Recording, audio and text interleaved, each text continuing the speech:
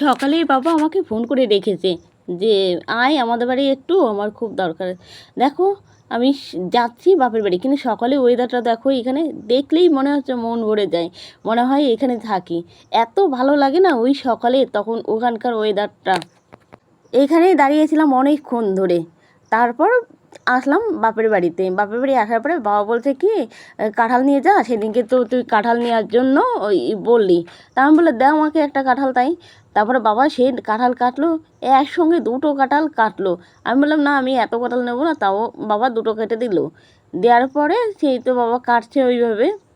কাটার পরে আমি বাবার ওদের পিছনটা দাঁড়িয়ে ফটো তুলছি, আর এদিকে ওদিকে তাকিয়ে রয়েছি যে কীরকম দেখা দেয় ওয়েদারটা সকালবেলা। মানে অনেক দিন পরে গেলাম তো, তাই ওয়েদার দেখছি। বাবা বলছে তাহলে এই গাছে কাঁঠাল দুটো নে, আর একটা গাছে কাঁঠাল নে। আমি বললাম না আমি এত কাঁঠাল নেবো না, খাই না নে, তোর শাশুড়িরা আছে পাশে, কাকি শাশুড়া আছে, ওদেরকে দিস কেনে, ঠিক আছে। তাই বাবা জোর করে আরেকটা কাঁঠাল, মোট 3টে কাঁঠাল আমাকে হাতে ধরিয়ে দিল। এরপর তোমাদের দেখাবো হচ্ছে আমি কুমড়ো গাছ। দেখো আমাদের বাড়ির পিছনে কুমড়ো গাছ, এখানে তো অল্প একটু দেখা যাচ্ছে, সেখানে দেখা যাচ্ছে প্রচুর পরিমাণে কুমড়ো, মানে কুমড়ো বাগান হয়ে রয়েছে।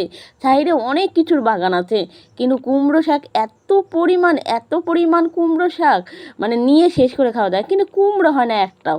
কিন্তু বাবা আমাকে এইভাবে কুমড়ো কেটে কেটে দিচ্ছে আমাকে। আমি বলছি এত কুমড়ো শাক নেবো না, খাই না নিয়ে যা। তাও এই দেখো সাইকেলে করে দিয়েছে, আর 3টে বস্তায় করে দিয়েছে। তোমাদের যদি সত্যি ভালো লাগে আমার এই ভিডিওটা, তাহলে লাইক আর সাবস্ক্রাইব করে দিও প্লিজ, ঠিক আছে। আর সবাই আমাকে কমেন্ট করে বলে দিও।